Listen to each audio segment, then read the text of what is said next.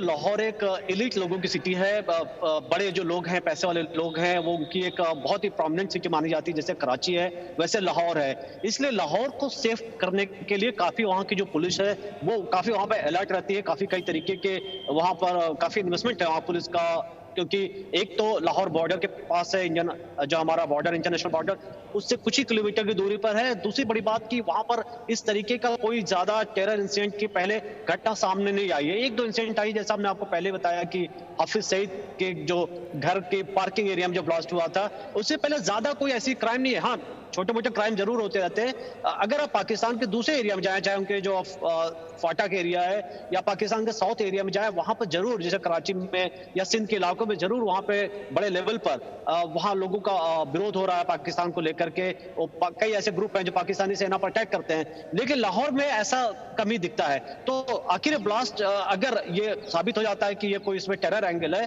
तो फिर ये ब्लास्ट किया किसने? क्योंकि वहां लश्कर तोयबा का आप ये कह सकते हैं कि वहां उनका हेडक्वार्टर भी है लाहौर में, हाफिज सईद भी रहता है। तो कई बार हम देखते हैं कि आपस में जो ये टेररिस्ट है उनके बीच में भी कई बार अपनी पोजीशन को लेकर के लड़ाई होती है, कई बार वार भी होती है। तो क्या इनमें से कोई टेरर ग्रुप किसी को टारगेट करना चाह रहा था, उसने वहां ब्लास्ट रखा, या फिर ये एक नॉर्मल, जिस तरीके से हम देखते हैं कई बार एलपीजी सिलेंडर्स के ब्लास्ट होते हैं, वो था? तो अभी ये सिर्फ एक स्पेकुलेशंस है। लेकिन जाहिर तौर पे आपने लाहौर की बात की। अब लाहौर को, जैसा हमने आपसे कहा कि लाहौर काफी पुराना शहर है। जैसे हम पुरानी दिल्ली की बात करते हैं या देश के दूसरे, अगर आप बड़े शहरों की बात करें, लखनऊ के, पुराने लखनऊ की बात करें, तो उस तरीके का ये एरिया है, लाहौरी गेट का एरिया, अनारकली जो जिस जगह पे ब्लास्ट हुआ है, जो मार्केट का एरिया है। तो वो जाहिर तौर पर ऐसे वक्त में, दिन के वक्त में काफी भीड़ होती है, लोग आते हैं। और आज जिस तरीके से ब्लास्ट हुआ करीब एक डेढ़ घंटा पहले, तो ये बताते हैं कि वहाँ काफी लोग थे। तो उसी वजह से जो इंजरी है, जो घायलों की जो तादाद है, उसको बढ़ने की आशंका जाहिर की जा रही है। लेकिन चूंकि अगर कोई टेरर एंगल है और अगर इसमें टेररिस्ट इन्वॉल्व हैं, जैसा कि हम लश्कर तोयबा जैसे ग्रुप की बात कर रहे हैं, तो आप ये उम्मीद नहीं कर सकते कि पाकिस्तान की पुलिस या पाकिस्तान की आर्मी बहुत ही फेयर तरीके से चीजों को बाहर सामने लाएगी। हाफिज सईद के भी कार की पार्किंग में, जो उनके घर के पार्किंग एरिया में ब्लास्ट हुआ था, उसमें भी पाकिस्तान, एक बार भी पाकिस्तान पुलिस ने हाफिज सईद का कोई नाम नहीं लिया था। तो ये चीजें वहां छिपाई भी जाती हैं। अब असलियत कुछ और हो सकती है, हुआ कुछ और होगा, इसमें कोई हैरानी की बात नहीं है। लेकिन चूंकि ऑफिशियली इंतजार हो रहा है कि वाकई लाहौर में उनकी पुलिस क्या कहती है, पाकिस्तान की पुलिस क्या कहती है, क्या वाकई ये टेररिस्ट एंगल है कि नहीं है, अभी देखने की बात है।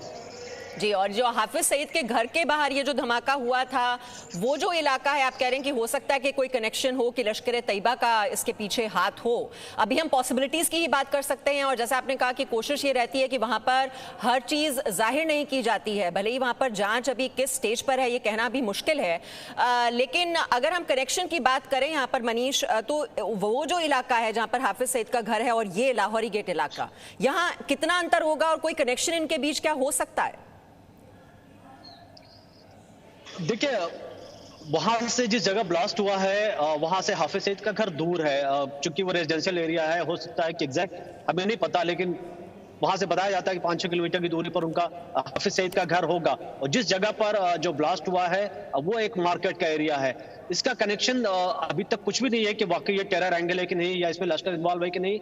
लेकिन चूंकि पाकिस्तान के अंदर हम देखते हैं कि कई वहां पर अटैक हुए हैं पाकिस्तान के अंदर, उसमें पाया गया है कि जो क्रिमिनल्स हैं, जो टेररिस्ट हैं, ग्रुप हैं, उनमें भी आपस में अपने अपने को वो दिखाना चाहते हैं कि वो ज्यादा मजबूत हैं। और कई ऐसे उनके कमांडर्स होते हैं जो अपने ही ग्रुप के अंदर अपनी पोजीशन को स्ट्रांग करना चाहते हैं, और राइवलरी चलती है।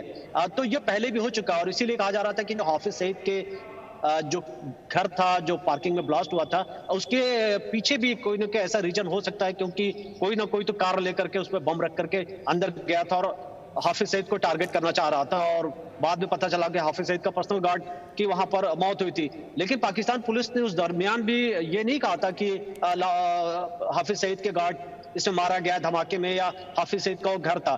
तो इसीलिए हम कह रहे हैं कि अगर ऐसा कोई, हम प्रिज्यूम भी करें कि अगर ऐसा होता भी है, तो आप फेयर उनके इन्वेस्टिगेशन की उम्मीद नहीं कर सकते। लेकिन चूंकि लाहौर में कम ब्लास्ट होते हैं और इस तरीके की ज्यादा घटनाएं होती नहीं है, इसलिए लाहौर में भी लोग हैरान है, क्योंकि काफी वहां पर पैसे वाले लोग, काफी पढ़े लिखे लोग लाहौर के अंदर रहते हैं। पुराने जो पाकिस्तान में लोग जाकर के बसे, काफी रिच एक तरीके से ये लाहौर एक एरिया है। तो ऐसी स्थिति में जब इस तरीके के ब्लास्ट होते हैं, जाहिर तौर पर लोगों के लिए एक डर का माहौल है, लोग परेशान हैं और जानना चाह रहे हैं कि आखिर धमाका हुआ क्यों है। हो सकता है कि अब धीरे धीरे पुलिस जो है वहां पर ये साफ कर देगी तस्वीर कि ये ब्लास्ट किस तरीके का था, लेकिन फिलहाल उनकी अभी यही कोशिश है कि जो घायल हैं उनको सही समय पर इलाज मिले और उनकी जान बचाई जाए। जी, तो किस वजह से धमाका हुआ, इसके पीछे किसका हाथ है, ये बम धमाका है या फिर किस तरह के विस्फोटक का इसमें इस्तेमाल हुआ या ये सिलेंडर ब्लास्ट है, अभी इसको लेकर कोई डिटेल्स नहीं है। लेकिन अभी पुलिस की जो टीम वहां पर पहुंची हुई है और जो जांच पड़ताल वहां पर की जा रही है वो काफी इनिशियल स्टेज में है और हम डिटेल्स का इंतजार करेंगे। लेकिन इस वक्त जो खबर है, 3 लोगों की मौत, 27 लोग गंभीर रूप से घायल। पाकिस्तान के लाहौर में लाहौरी गेट इलाके में जो धमाका हुआ है उसको लेकर जो जानकारी है वो अभी तक इतनी ही है। Presenting B News app, available on Google Play and App Store. Download it now.